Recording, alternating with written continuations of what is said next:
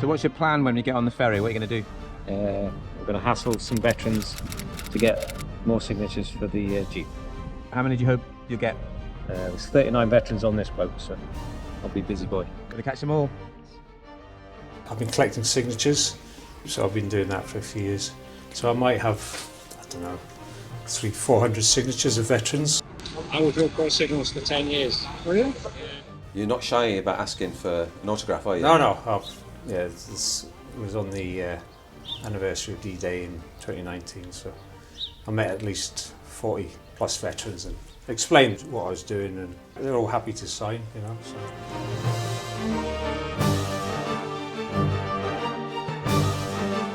They've signed seat covers. All the seat covers are full up. The jerry can's been signed up. Shovels. This is the glove box. So we've got Vera Lynn. Yes, quite well written. She signed that. Billy Drake, who's Battle of Britain. Johnny Johnson, Dam Buster, sadly passed recently. We've got Les Munro, who was one of the pilots from the Dam Busters raid.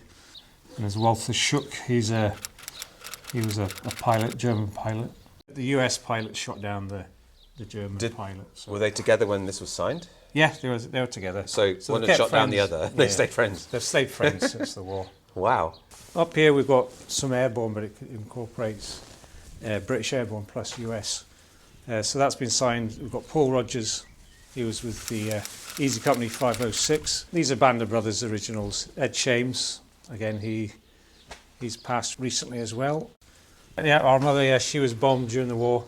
She's a survivor of the Clydebank bombing. So she counts? 1941, she was part Didn't of the war. realise that she was on that. Yeah, she's on there. And another friend of mine was a chap called Bruno.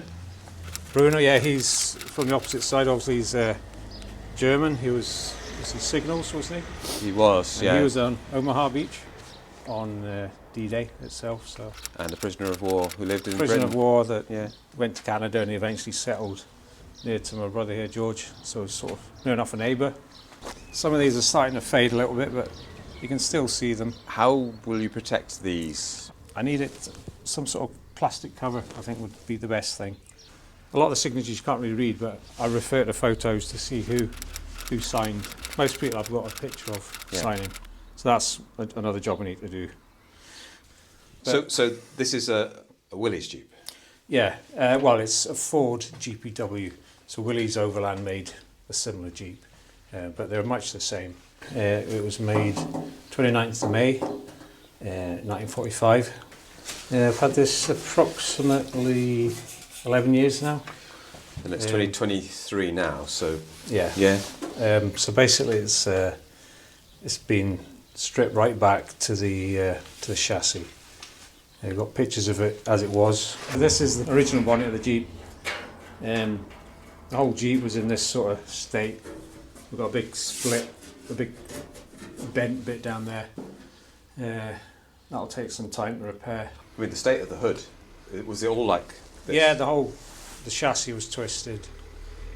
All these panels were not quite rotten, but they've sort of been beaten back, panel beaten.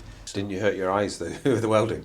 I've only beaten A&E twice now. So okay. I always wear goggles. I mean, I'm trying to get it ready for next year for the 80th anniversary of D-Day. So 2024? 2024. Okay, yeah.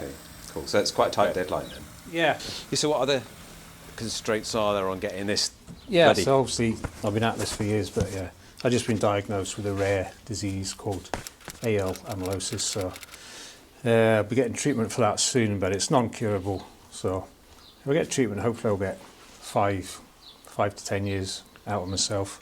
So that makes it even more important to get this finished. Got an extra deadline there. Yeah, a bit more pressure on it, but yeah. So Yeah. it is what it is, as I say. What is your hope for this once it's completed?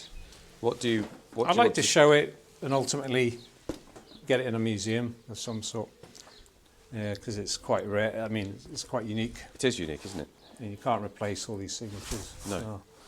So, And just so that whoever's interested can see all these names and try and get some stories linked to each one. Okay. Ooh. I've got a couple of friends that's going to try and get this started.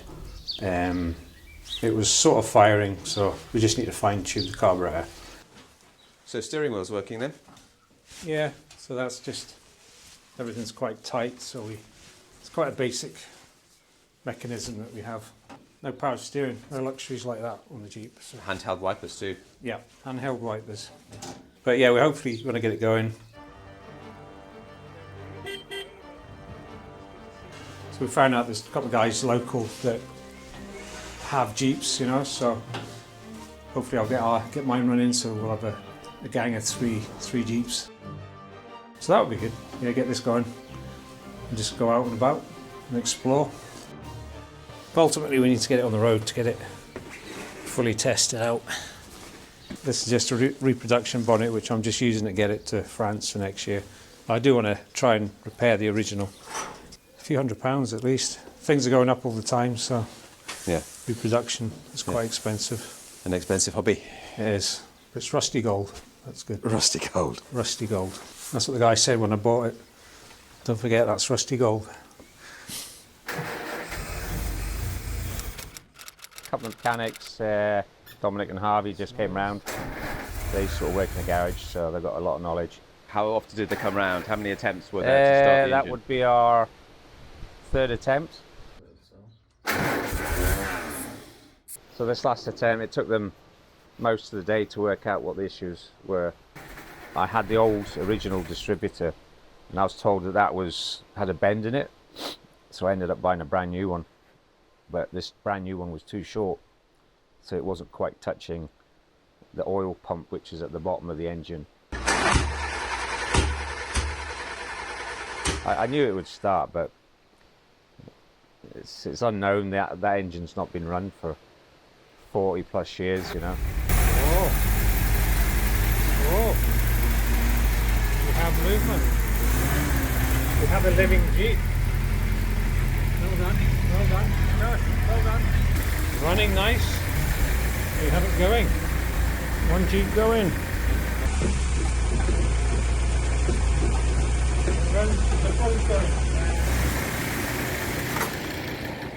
The Jeep is now going. Taken all day. It was just a dodgy distributor. Excellent. Bye-bye. So what's the next biggest hurdle to climb, jump? I suppose getting the body done, getting it sprayed, and it's quite a heavy piece. It's the biggest part that needs to go on. As soon as you got it on, you can start adding your gauges and all your small little bits and pieces. Where are you up to now on the amyloidosis treatment?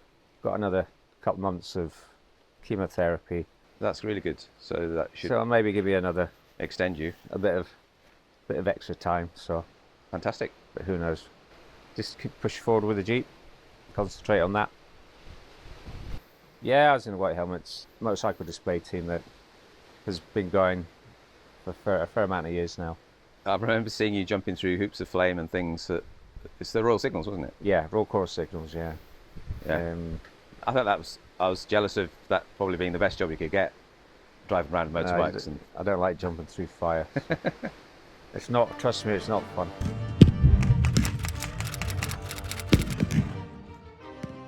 Hi, we're at the Yorkshire Wartime Experience. We're here for the weekend, doing a bit of camping, checking out all the Jeeps that we've got here. Yeah, just bits and pieces that I'll still add to my Jeep. You've got your Pioneer tools on the side, so you've got a shovel, axe. I've got both of those now.